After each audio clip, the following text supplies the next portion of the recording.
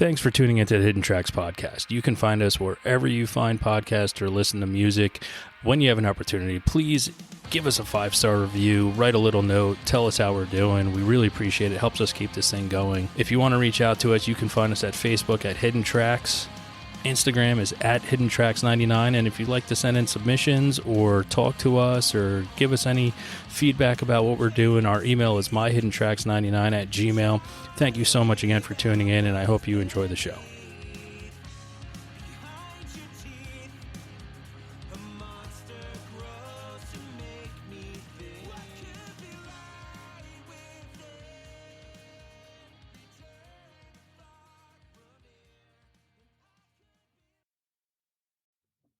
Welcome to this week's edition of Hidden Tracks. I am lucky to have Ben Nichols from the genre-bending band LUCERO, an amazing band that I've had the opportunity to watch them grow, especially into the new album, which is something that I want to talk about today. So, hey, Ben, welcome to the show, man.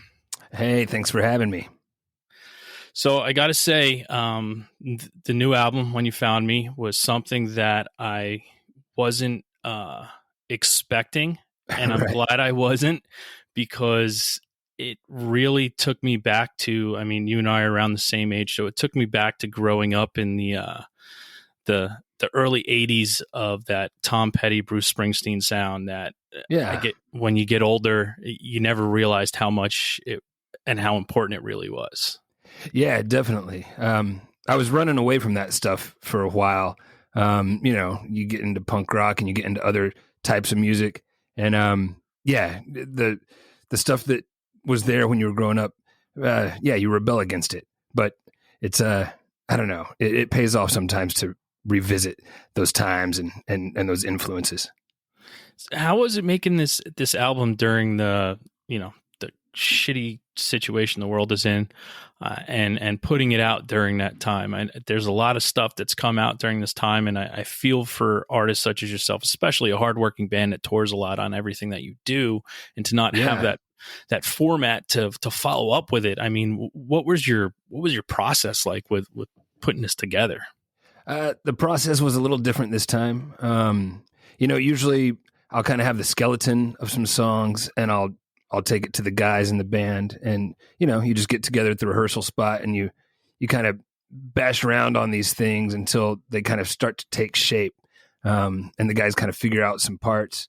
And this time we were all in quarantine, and so there was no rehearsal. And I ended up just spending a lot of time in the basement, making these demos, that became kind of elaborate, and real detailed, coming up with drum parts and, extra guitar parts and key parts.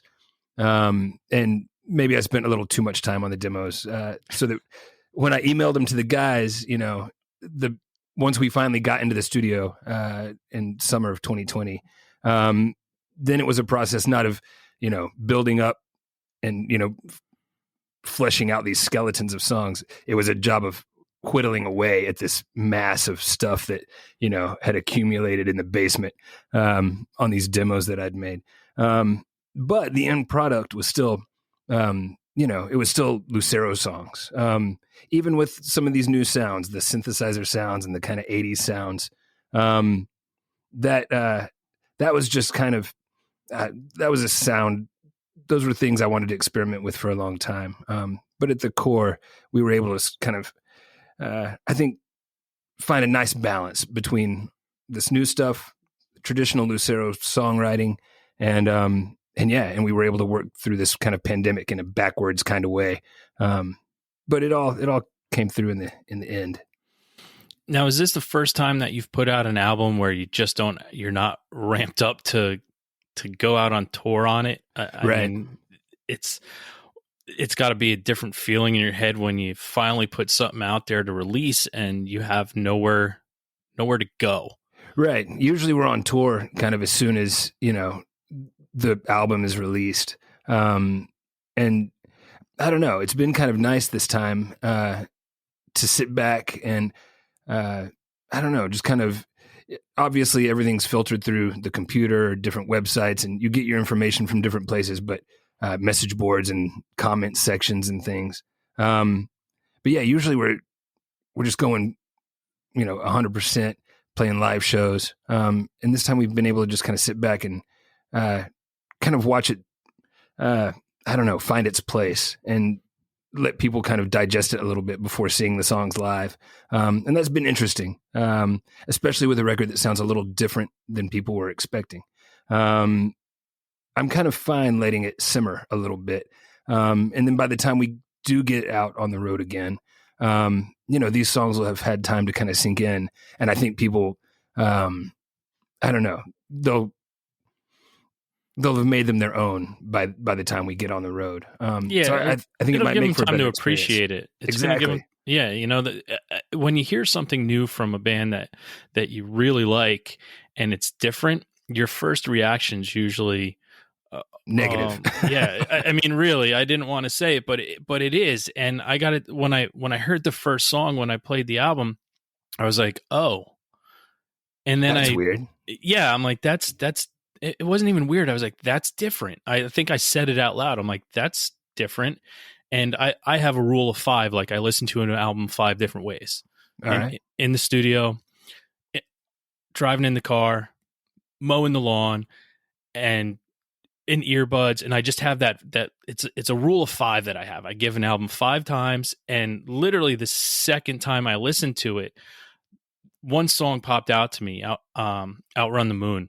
Yeah. And it literally, all of a sudden I was transformed, and I go, I get it. Oh, good. I hope that's kind of the experience that a lot of our longtime fans and listeners have. There's a little bit of a shock of the new. But I think really, if you let it kind of sink in, it's not that far from what we've always done.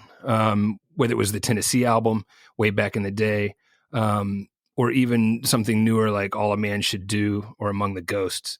It really, I don't think it's too far out of line with, our traditional sound. There's just some extra layers there that you haven't heard before.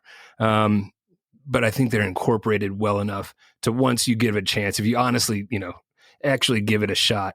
I think it works really naturally, actually. Yeah, I think it fits perfectly, and I don't think you threw it in there to just throw something different in there. I think you structured the song perfectly for the new things that you added to it to fit in perfectly to the songs.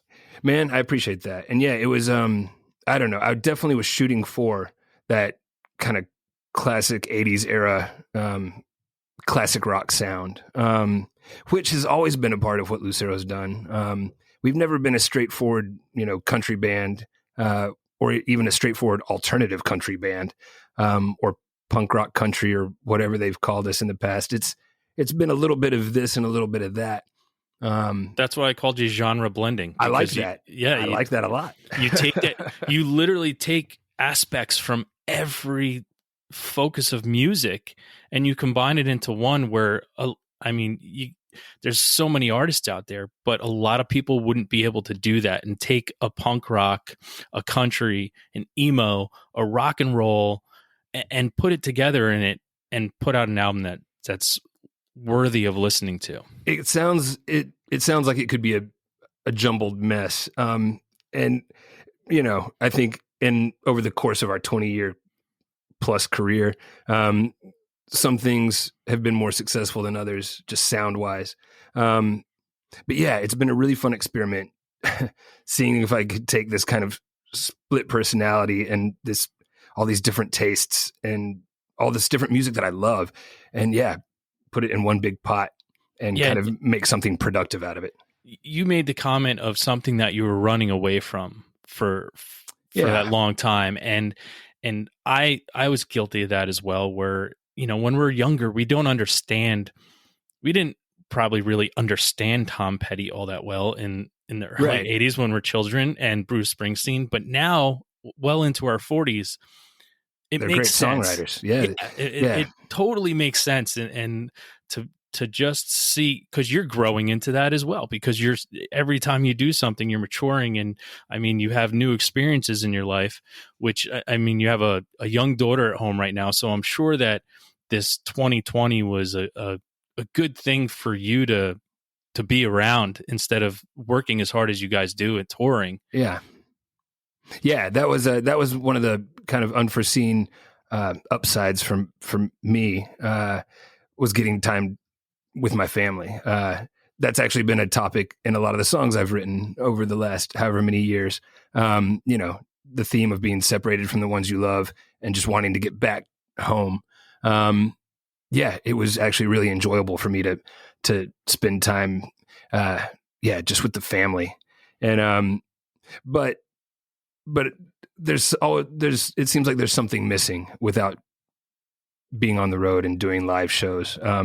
It's kind of been an unequal, it would be nice to get life kind of balanced again, where you try to split your time evenly. But yeah, I've had a great year watching my daughter grow up a little bit, and it's been fun. But yeah, like you were saying about,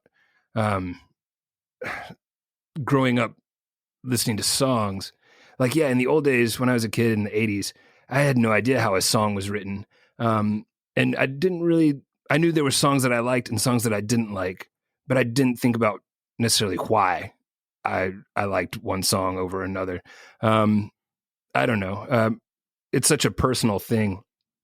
And, everybody gravitates towards different stuff.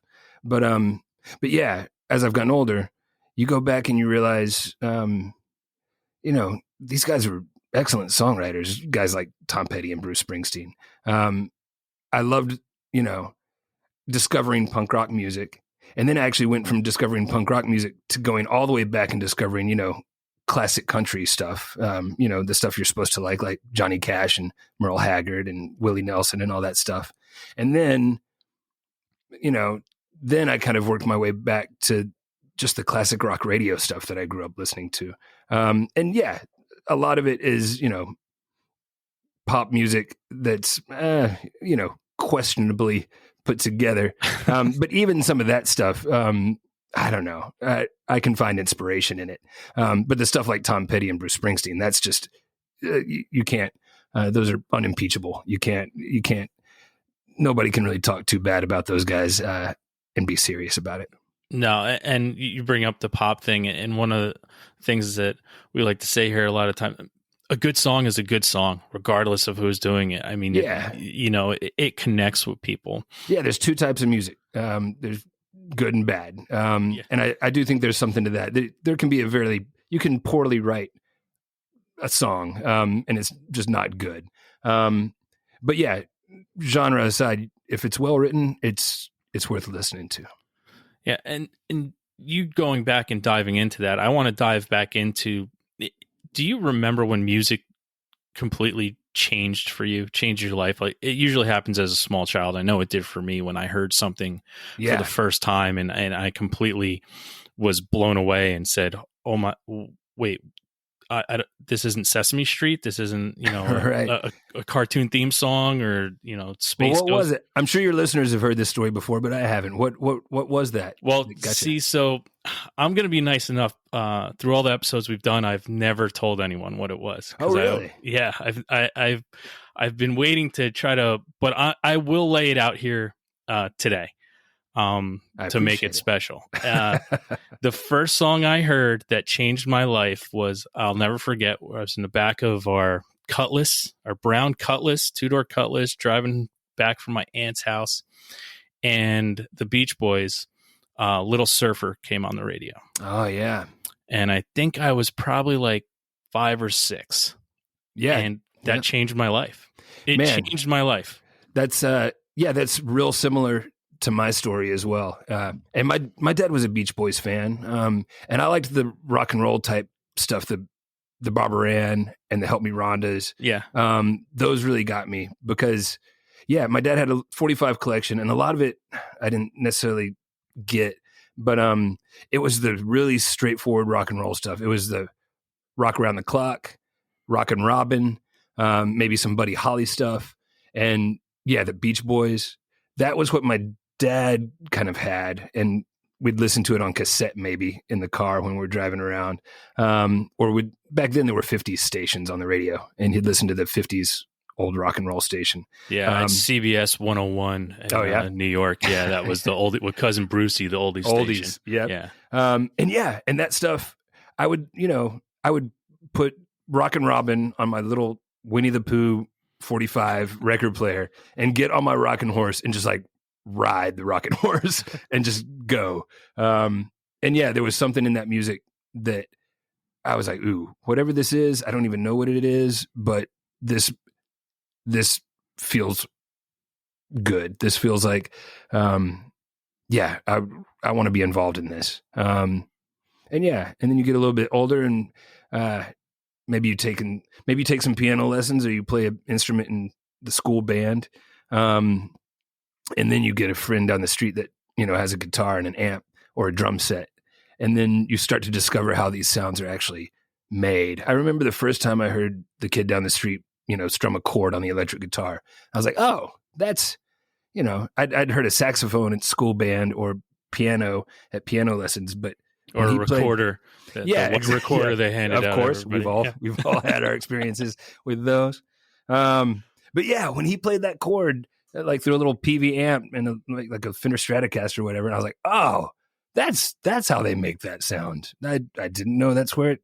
I'd seen him on MTV playing the guitars and stuff, but I didn't really know. But I'm like, oh, you can just play a couple of strings at a time, and the distortion makes it sound. Oh, there it is. That's what I've been looking for. And I ended up buying a bass guitar just because my buddy had an electric guitar. And then another kid on another street had a drum set. And so, you're 12, 13, 14. Maybe you get a book of tablature from, the music store or whatever, and you can learn how to play, Appetite for Destruction on the bass, or, maybe I think New Year's Day by U2 was one of the first ones I was able to kind of bash out with the tablature's help. And yeah, that's cool that you remember that. Yeah. I remember liking that bass line. I thought it was a really cool bass line, and that Smithereens bass line to Blood and Roses was another one that I picked up by ear, just like I had a VHS tape of some 120 minutes episodes from MTV. And yeah, this would have been 1988, sometime around there. 13, 14 years old. And yeah, I would just watch that VHS tape, and I learned that Blood and Roses bass line from MTV. And yeah, you kind of figure out bit by bit how they did it. And then, yeah, you want to do it yourself and write your own songs. So did you start with piano lessons like 90 million other people did? Yeah. And my grandmother actually had J&J Piano and Organ. So she sold pianos and organs in Arkansas, which is where I grew up. And my dad and my uncle worked for her. And so my dad couldn't, even though he worked in a piano store, he couldn't really play. He could play one song. He could play Proud Mary a little bit, the CCR song. And he could play Last Date, the Floyd Kramer instrumental piano song. He could play like the verse and the chorus of that, just enough to, show a customer how the piano sounded. But beyond that, he couldn't really play. My grandmother was really good. So yeah, I was around pianos, and you would think I'd be really good at piano, but I've completely forgotten almost everything I learned. I can't read music anymore, but I can kind of plunk around on a piano good enough to write you a Lucero song. And luckily, I've got Rick Steff now, a keyboard player who's brilliant. So he can take care of all that stuff for me. But it's still fun to kind of mess around and write stuff on the keyboard, even though I can't really play that well. But yeah, that's piano lessons when I was a kid was definitely a big part of childhood, and it was a great kind of foundation. I think I'll make my daughter take piano lessons, even as just for a year, just so she knows where middle C is, and she kind of knows, the notes and how many there are and what an octave is and just the basics. And then she can play anything she wants, or she can, do something completely different and become an astronaut or whatever. But she'll have that little, kind of foundation. Yeah, we hear it a lot here. I mean, I've said it often. There should be 90 million piano players in the world, because that's where everything starts. And it's so funny because it's so much easier to start on something else, because a piano takes up so much space and it's so expensive. But right. everybody did it. Everyone did it. Yeah, and maybe that was maybe it's not that way anymore. Maybe it was like that for us in the 70s and 80s. But I don't know. I think, I think it's great. We've got a piano in the house. Actually, I inherited my grandmother's piano. So we actually have a big grand piano up in the living room that I never expected to have a grand piano in my house. But I'm glad we've got it. I've got older stepdaughters and they play it. And then Izzy will bang around on it. She's only 4, but it's there, and that makes a difference if you've got, instruments laying around. The kids will find them. Yeah, I mean, when you walked in our front door in my house when we grew up, you walked in, the first thing you saw was a piano. Yeah, and so I like having it there, and that is where I started. But then, you find that electric guitar sound and the bass guitar sound and the drums, and then you can make this music that sounds kind of like that stuff you fell in love with when you were 4 years old, or the stuff that you hear, on the radio every day, which at the time was U2 and Guns N' Roses, and I don't know. That's some of the first things I learned how to play. Yeah. You mentioned meeting up with kids down the street who had other instruments and learning how to play stuff and reading stuff. When did it become serious for you? Did you do the traditional talent show with your buddies that you were jamming with, or was it you trying to figure out how to write a song that said, hey, maybe I can do this? Or when did it become something that was just, it overtook everything that you thought was going to be your life? Yeah. I guess, I played some music with these kids when I was real young, 13, 14 years old. And we never did anything except play in the basement at this kid's house. But around the same time at 14, I went to my first show, punk rock show. There was a little rock band called Trusty. I know Trusty. Really? Yeah. They ended up putting out a record on Discord later. They moved to DC. I have it. And they'd put out great records in Little Rock before they moved. And they were like kind of hometown heroes. So it was them and maybe a band from Austin that I can't remember. And then another local band from North Little Rock called the Numbskulls. And I ended up being in a band called Red 40 with some of those guys later on. But that was the show. And they'd rented out like this hall. It was called the Women's City Hall or something like that, downtown Little Rock. And at 14, I was just blown away. I'd never really gone downtown without my parents, and seeing something like this with all these kids, a couple of hundred kids maybe. It just kind of blew my mind. It was something I didn't ever expect to see in Arkansas. That was like something you'd see in a movie or on TV. And so, then I started going to more shows here and there, and ended up auditioning for a band that needed a bass player. My first girlfriend, her name was Tracy. We dated for like 3.5 weeks, maybe. It was one of those. But she was like, oh yeah, my buddy Kelsey, his band, they need a bass player. I'm like, ooh. And so I remember they had to come pick me up because I couldn't drive yet. And I went and auditioned. And and I knew Blood and Roses by the Smithereens. And I maybe, I knew an REM song, maybe Driver 8 or The One I Love, something like that. And some U2 songs and whatever. And they played a lot of covers, Melt With You, I don't know, Under the Milky Way, all that stuff. And I could pick up those things pretty quick, and I got the job, and that was my first band. I played my first show when I was 15 at a club in downtown Little Rock called, I guess at the time it was called Mandrakes. It had been called the DMZ, which was kind of a famous punk rock club in Little Rock at the time. And it eventually became a place called Vino's that Lucero played a whole lot in our early days. And I think it's still there, actually, at 7th and Chester. I played my first show there when I was 15. Then I was hooked. Then I really started trying to write my own songs. And if I wasn't in a band, I was looking for a new band to be in, and it was kind of a constantly changing thing, but it was always a presence and always part of my life from then on. How did you figure out I mean, and some people, I mean, to this day will say they haven't, but how did you figure out to start composing and writing your own songs? Because that's extremely hard for as much as people really want to say, oh, well, people write songs all the time, but Right. it's complicated. How did you figure that out at a young age to know to keep moving forward, that every day you were getting better? Man, I don't know. It was something. Maybe there's a couple of parts to that answer. It came real natural, just to kind of goof around, and I could tell that this note went with this note, and then I could do a little do da dot and get to that note, and then just go da da da da da da da, because I'm playing bass, so it's one note at a time, Mm-hmm.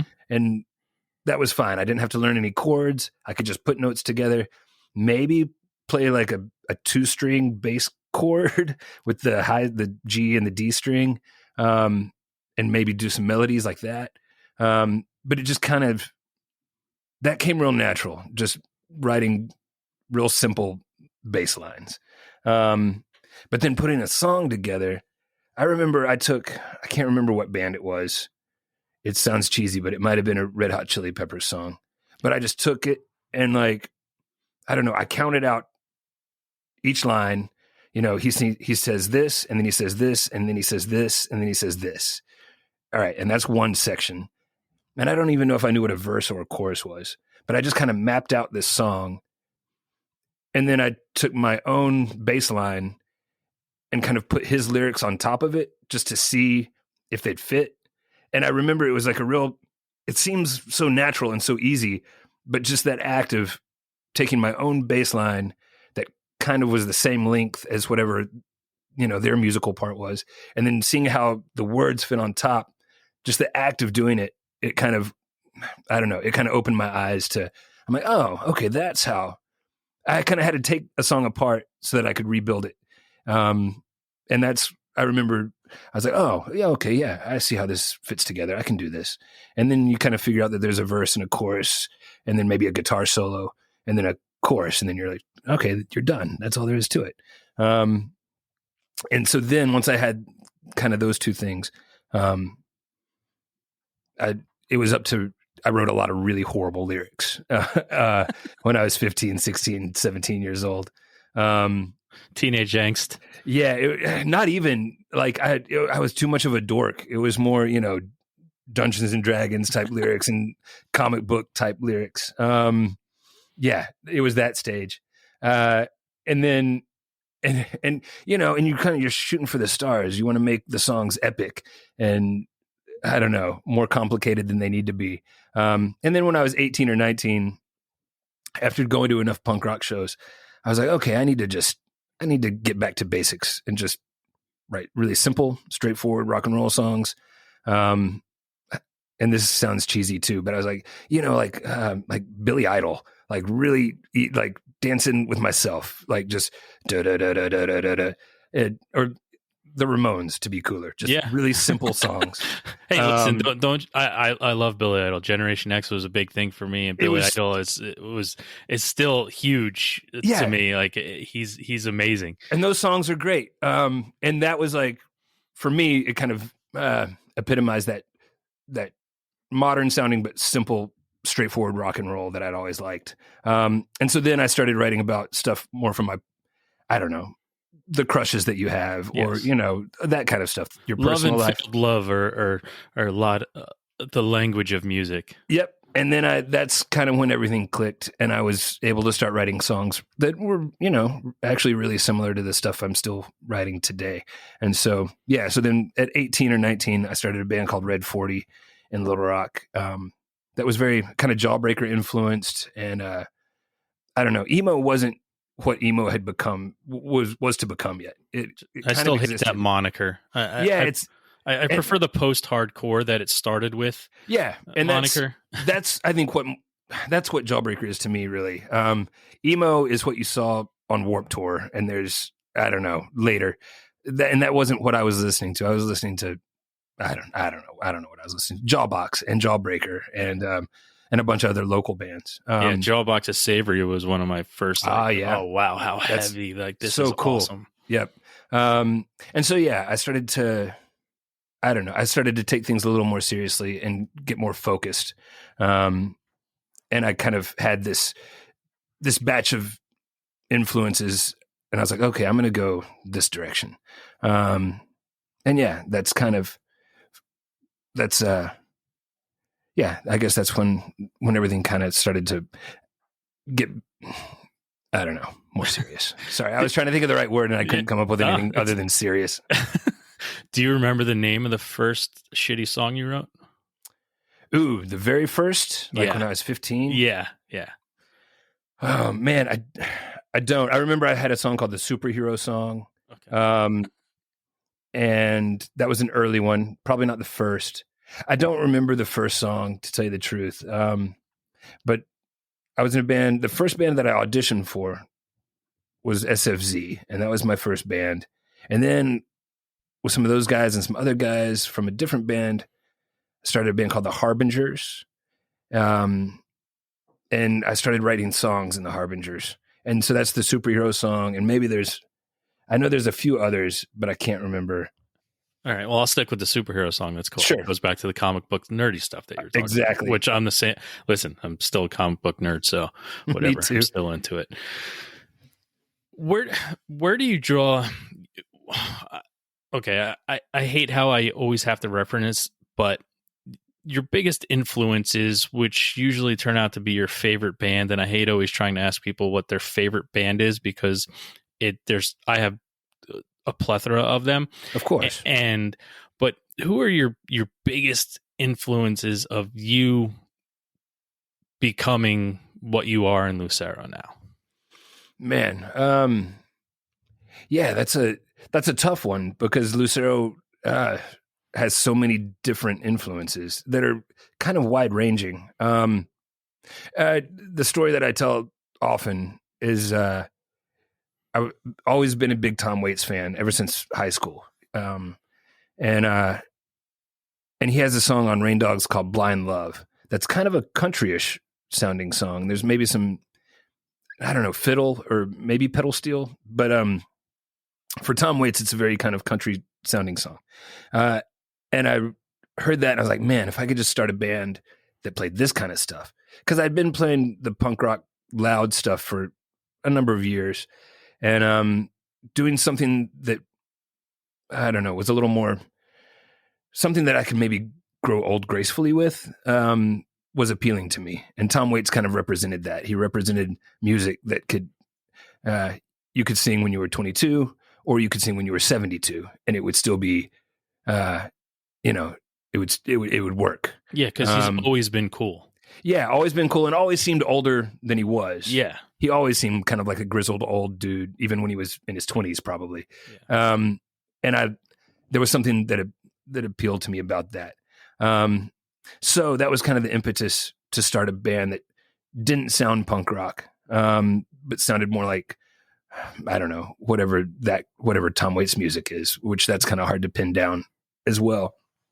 But this country-ish Tom Waits song I liked. And I'd been, listening to more Johnny Cash and Willie Nelson and Hank Sr. and digging into that stuff. And I was like, man, maybe I could do this. And so I just started experimenting, writing really simple kind of country-ish type songs. And those were the first few Lucero songs.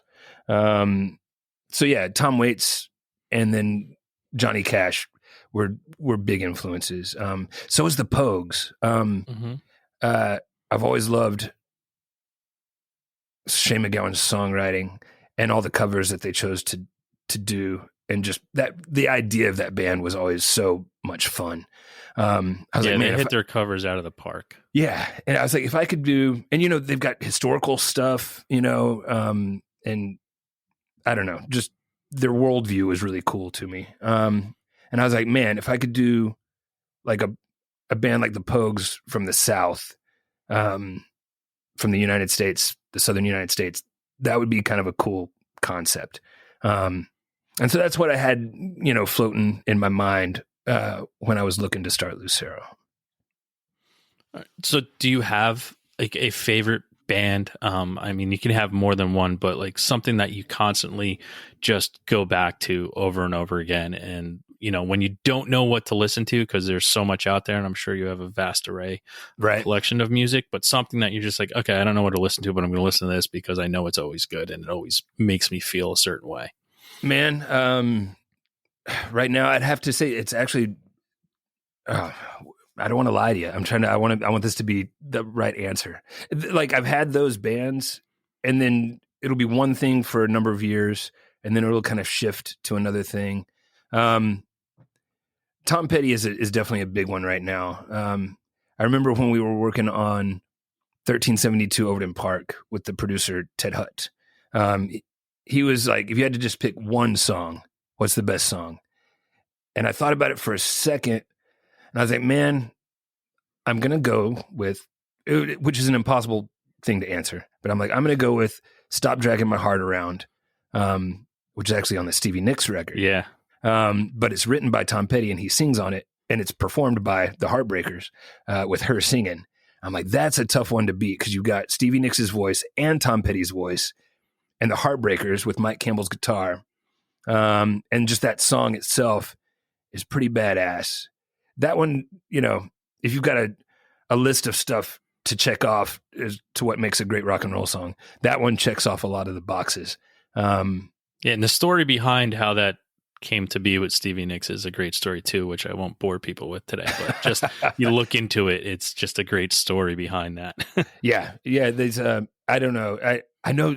She wanted to be a heartbreaker for a little while, and Tom was like, "There's no girls in the Heartbreakers." Yeah, like we're the Heartbreakers, and we're not accepting any new members. Yeah, and Jimmy Ivey talked Tom Petty into giving her that song. Ah, that's what happened, huh? Yeah, man. Yeah, and Petty wasn't very happy about it. So I guess we're going to talk about it anyway. But yeah, right. Jimmy Ivey talked him into giving Stevie that song because he didn't know what to do with it, but he still didn't want to give it up because he's like, it's a great song. I don't know what to do with it yet. Like a lot of songwriters, you write tons of songs all the time, but they may not be cohesive in what you're currently doing, but you can always come back to them. But Jimmy Ivey loved it and said, nah, Stevie's going to do great on this. Let's give it to her. And Tom Petty, really fought tooth and nail not to give it to her, and then ended up giving it to her. And I still think of it as a Tom Petty song, though. Even though it's not on any of his records. I don't know. It's the first song on this kind of classic rock playlist that I have on my phone, and so that one that gets played quite a bit. That's kind of my go-to for the last number of years. For I don't know, the last 10 years or so, that playlist has existed, and I don't know. So that's one, but it's been different. Also nowadays, it took me a long time to get into Bob Dylan. I was never a big Bob Dylan guy. But then when Lucero started, if you're in kind of an alt country band, you have to listen to the band's Brown record, of course. Mm-hmm. And then you find all the other stuff. And with Levon Helm being from Arkansas, any Arkansas connection makes it that much more fun for me.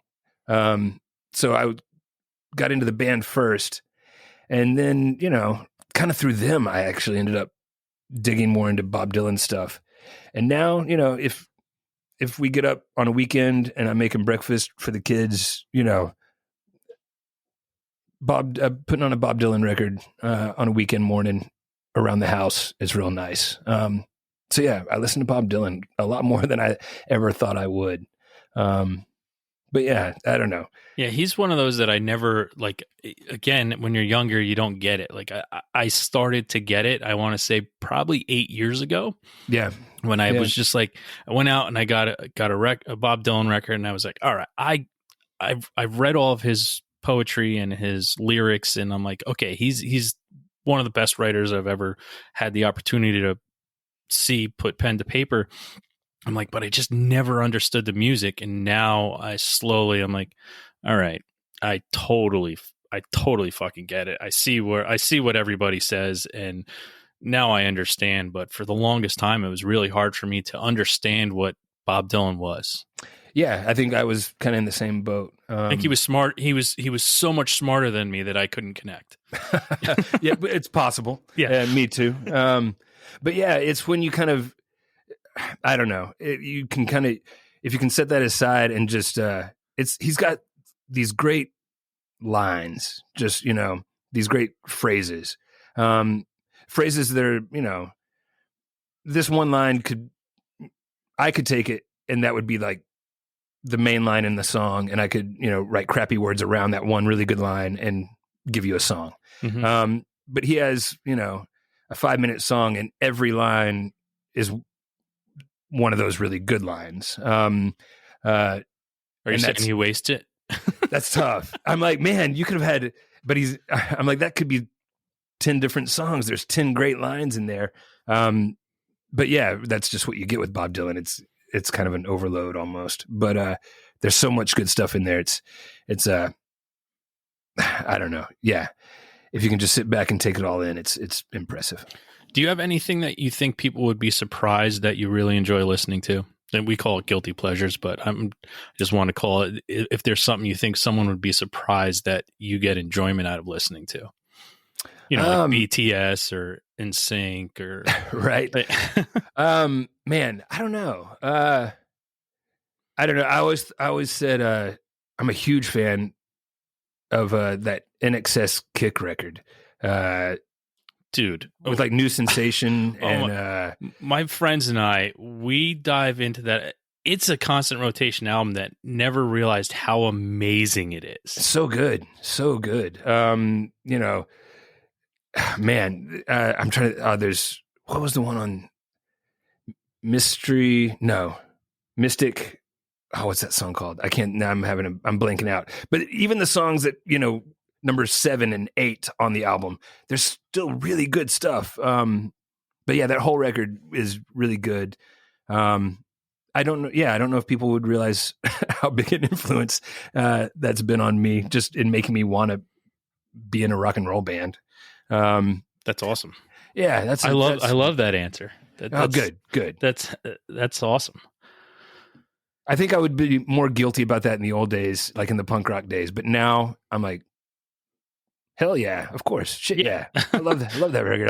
That's not guilty. I'm not ashamed of that at all. Yeah, we're at the age that we can just tell people to fuck off. We like what we like. Yeah, because either nobody cares what we think anymore, or we don't care what you think.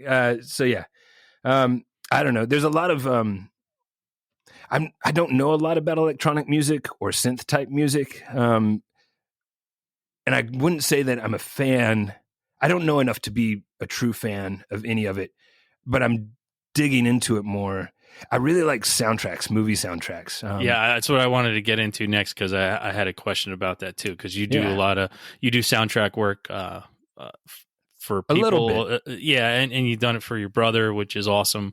Yeah. And my question was going to be, because I think we grew up in an era where soundtracks were just, 80s and 90s soundtracks are literally where you can find the best music you were ever looking for. Just go buy soundtracks from the 80s and 90s and you're right. Set. Your collection of variety of music is set. Not a bad place to start. No. Do you remember the first soundtrack that got you to the point where you're like, oh wow, there's a lot. It's that compilation. It's the first time you realize there's a compilation, which is the soundtrack. Man. Yeah. Me and my little brothers, we wore out the Ghostbusters soundtrack when we were little kids. That we had, I had more cheesy soundtracks than I'd like to admit, maybe. But yeah, and those, there's one thing, there's with the soundtracks that are kind of a compilation of, a variety of songs, just popular songs or whatever kind of songs. And then there's the, what would you call it? The more orchestrated, I guess, orchestra music, like just Star Wars and actual. What's the different? Composers? Exactly. Exactly. And that kind of stuff, especially the non-traditional sounding stuff, the stuff that's made with synthesizers or more modern instruments. Those kind of things have actually become really, I don't know, more and more important to me over the years. Like Michael Mann's movies. Heat is one of his more famous ones. Thief, with James Caan is an Mhm. old one of his. And he used a lot of Tangerine Dream in his soundtracks. And I've always been in love with that kind of stuff. That I've got a soft spot for that stuff. Probably just because of the era that I grew up in. Well, But, yeah, and the Last of the Mohicans soundtrack is exactly. so. Yeah. I mean, it is. It's such a score. Like it hits you in the face when everything comes in. Yeah. And then the Johnny Depp, who did he play? Public Enemy, when he's playing Dillinger. Mm-hmm. That soundtrack, I've got that on my phone, and you'd be surprised how often I listen to the Public Enemy soundtrack, just because of the score. That's the word that I was trying to think of. Yeah. Film scores, which I guess is a slightly different idea than a soundtrack, but the score to that movie is gorgeous. And so I've gotten to kind of dabble in that a little bit. We worked on the score for Mud. Great movie. One of my brother's movies. Yeah. Jeff did a great job with that.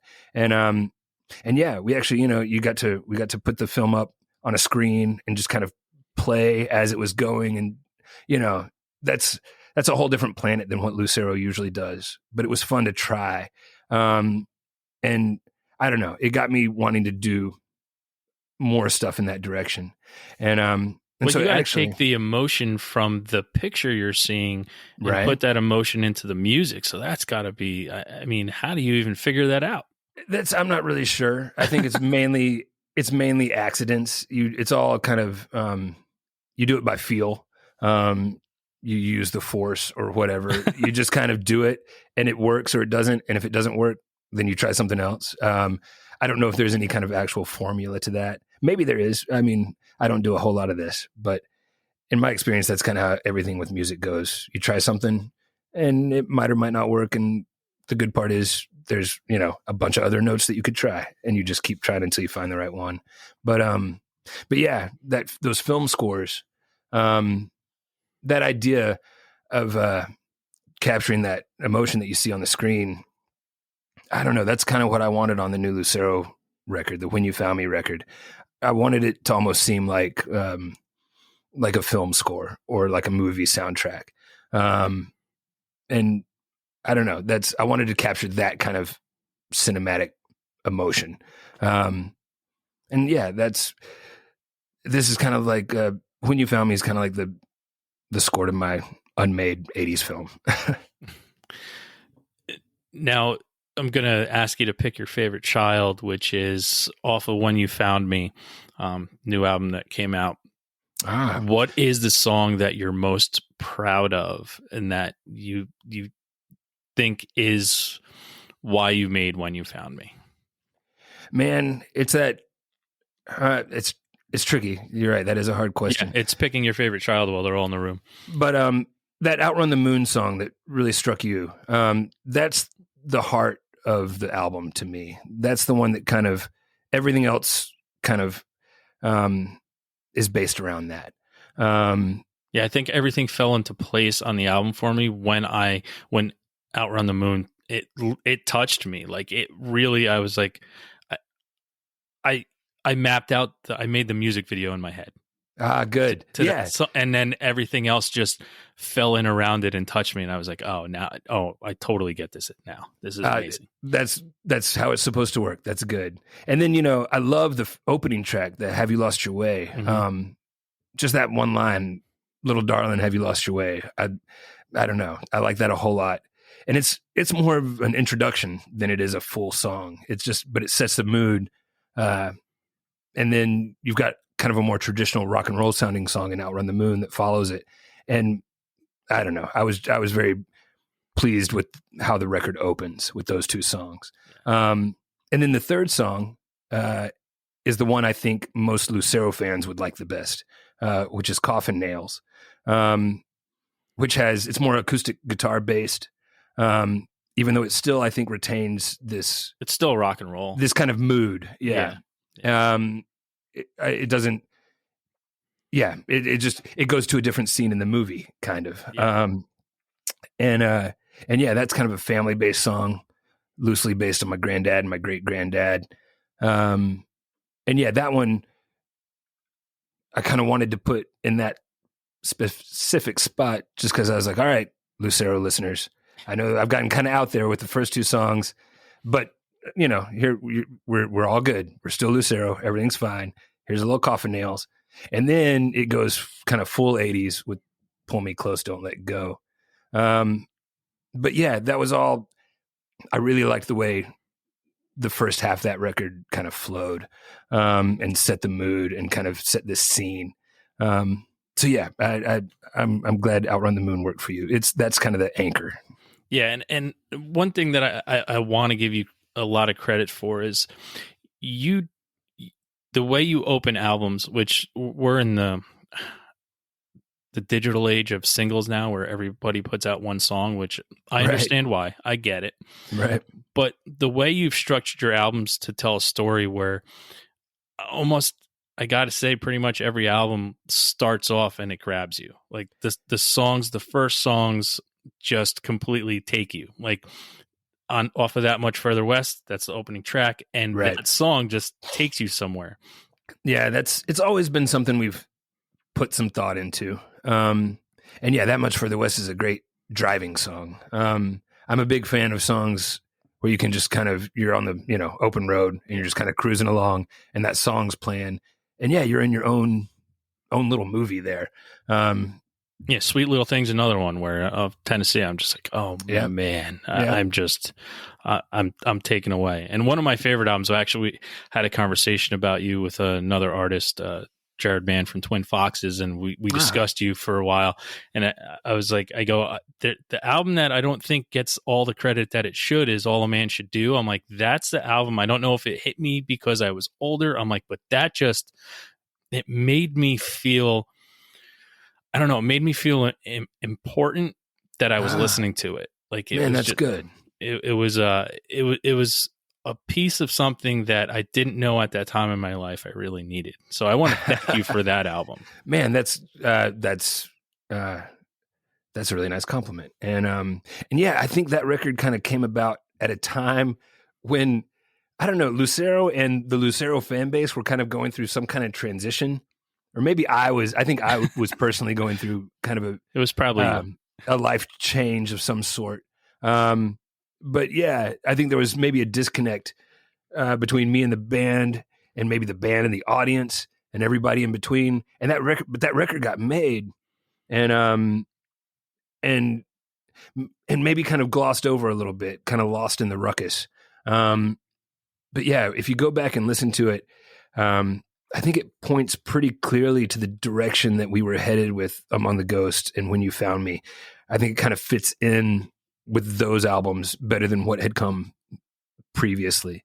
I don't know. There was a certain kind of grown-up sound to it that, and a certain seriousness to it that, I don't know, marked a change. I think that's what it was. I think the seriousness of it was what got me. Like I who knows what I was going through when I was lit, but it was something that it's attached to me. And good.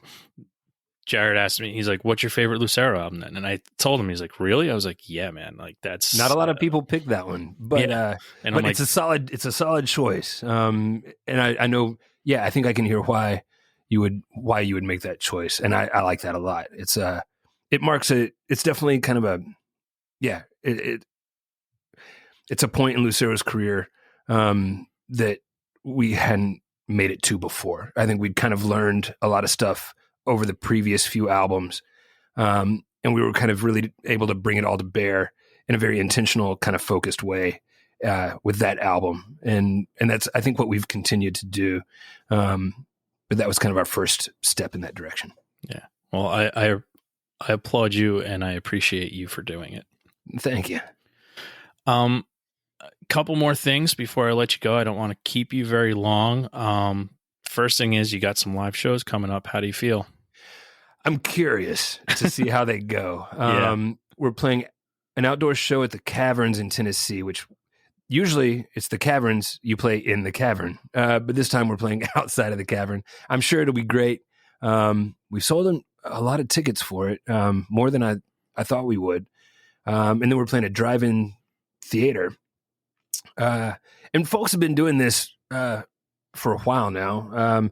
We've been playing it pretty safe and fairly cautious. So we're just now starting to book some outdoor events, and we'll see how it goes. It really depends on if the numbers keep going down. If there's another spike in infections, we might have to relook at some of this stuff. But for now, we're going to start to venture out when the weather warms up a little bit. And I mean, don't get me wrong, I can't wait to get back. I want to play in a sweaty bar, dive bar, where people are basically just spitting on each other, and sloshing drinks around. Go to Florida.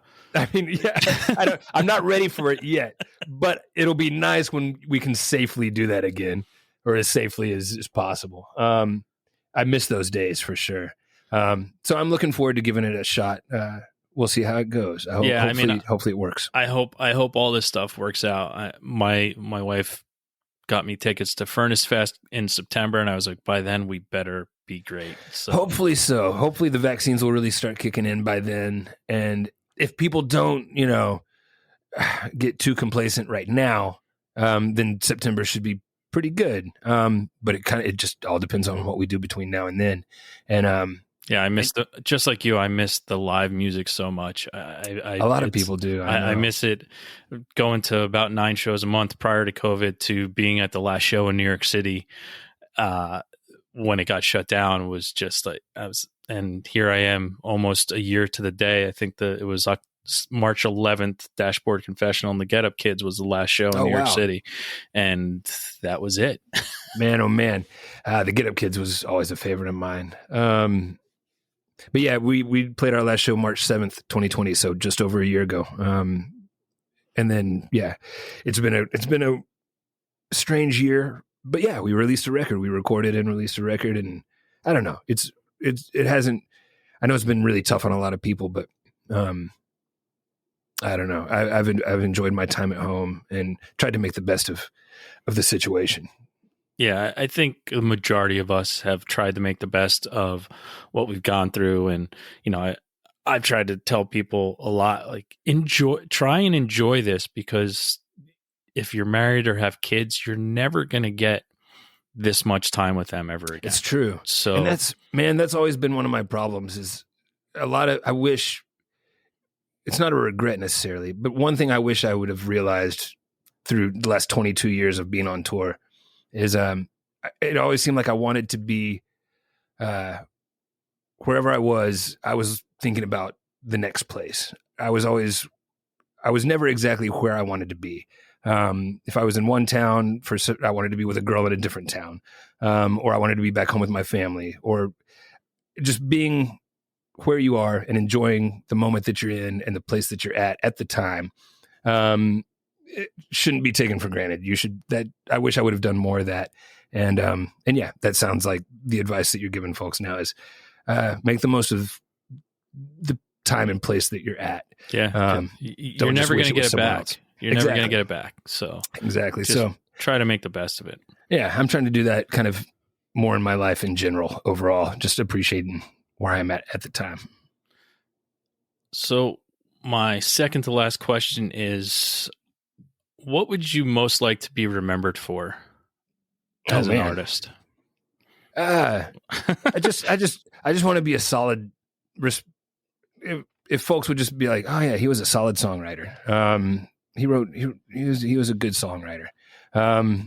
That's kind of the best I could hope for, I think. I don't need to be the best songwriter, and definitely not the best performer. That isn't one of my strong suits, I don't think. But if people can look back on the songs and say, oh yeah, he wrote that, he put that together nicely. That's all I need. The first time I saw you perform, you got to me, and I'll never forget walking through a park in New York City, and you were on stage. It was I think it was a Snapple. It was for Snapple and some barbecue festival. It was daytime, and and I was going to see the Posies at Gramercy Theater that night, and I get into the city early, and I walk through, and I'm like, I hear a song, and I turn around, and I go to my butt. I'm like, dude, that's fucking Lucero. Like, we just walked into a Lucero show. Like, this is That's crazy. awesome. Well, good. I remember that. A little kid got on stage and maybe danced while we were playing Tears Don't Matter Much and stole the show. Yeah. So, we end this every week. It's called our weekly threes.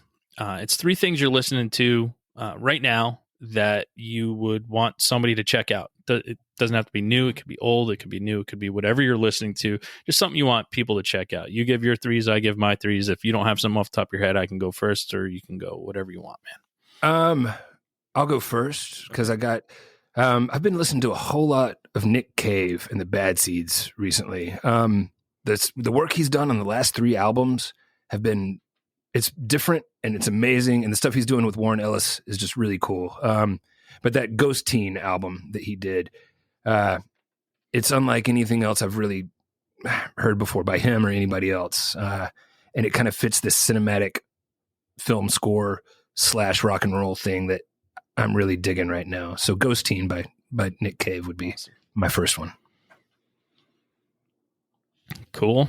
And do we go back and forth, or do I say all 3? Say all 3, man, and then I'll throw my 3 out there. I've got one more on the top of my head. I found this band called Junip randomly on Apple Music. It suggested it to me. It's like, if you like this and this, you'll like Junip. And I'd never heard of it before.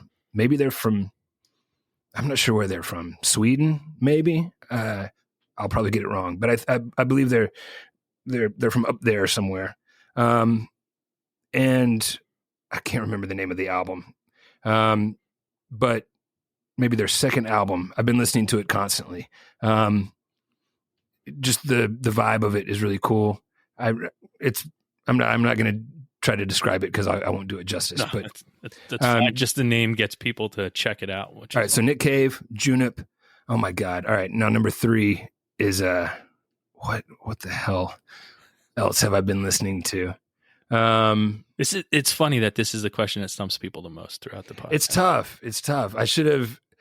I listened to a couple of the podcasts, but I didn't listen all the way through to the end, or I would have been prepared for this. Man, I guess, who are some of my favorites? Just that, I don't know. Everybody knows, well, one of my favorite songwriters, will just go back to personal stuff that Lucero kind of grew up with. There was a band called Glossary from Tennessee, and Joey Kenizer is the singer and main songwriter for that band. And he's got a couple of solo albums that just blew me away. I think the one that really made an impact was Late Night Bedroom Revival, something like that, by Joey Kenizer. It's got some songs on there that will just absolutely kill you. They're great. That I covered a song called Bruised Ribs, and that song's on that album. So that whole record's worth listening to for sure. Awesome. It's a solid 3. My 3 for this week. First one is Golden Streets of Paradise, ex Branston members. All right. That took out this dark Tony sound, synthesizer-y stuff that you like in the background. Maybe something you might want to check out. I'm typing it in my phone right now. Then there is a band called Apologies, I Have None, a London-based rock band that has a little bit of hot water music vibe to it. Ooh, all right. And last but not least is a band that I've had the opportunity to see perform many, many times, and I'm upset that I kind of forget about them sometimes until a song pops up on one of my playlists and how good they are. Iron Chic from Long Island. Ooh, all right. Punk band. I'll never forget, first time I saw them, they opened for Face to Face. I never heard of them before. They opened for Face to Face, and Face to Face was one of my favorite bands of all time. And these guys were on stage. They finished their set, and I looked at my best friend who was with me, and I go, Face to Face better bring their fucking A game tonight, because that was one of the greatest things I've ever seen.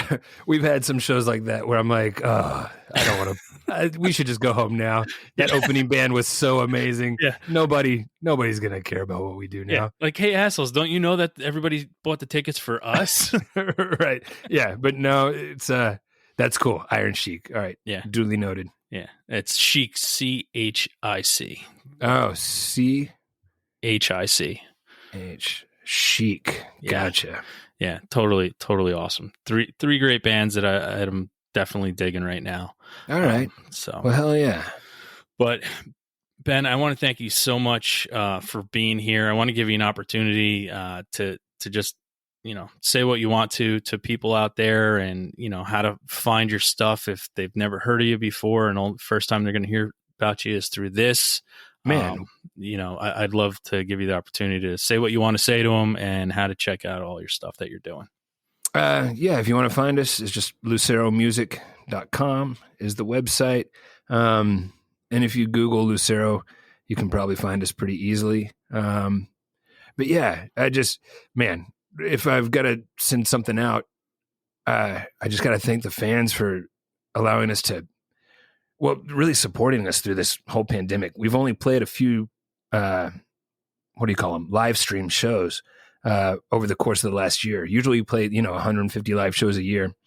We've done a handful of live streams, but the crowd has been so supportive. We've been able to kind of coast through the year and pay some bills. And just the fact that folks kept us going like that is huge. And we appreciate it quite a bit. So yeah, thanks to all the fans out there. Thanks for sticking with us. Well, it's awesome, man. And, as a fan, thank you for what you're doing. Thank you for all your artistry, and look forward to amazing things in the future, and can't wait to get out and see you again. I can't wait. We'll see you out there on the road somewhere. Yeah, absolutely, man. Thank you, everyone. That was Ben Nichols from Lucero. Everybody go out and have a great time. Thanks again for tuning into the Hidden Tracks podcast. We hope you enjoyed this week's show. Don't forget to follow us on Instagram at HiddenTracks99. Also, send all your submissions myhiddentracks99@gmail.com. Tune in next week. You may find your new favorite band, and don't forget to go out and have a great fucking time.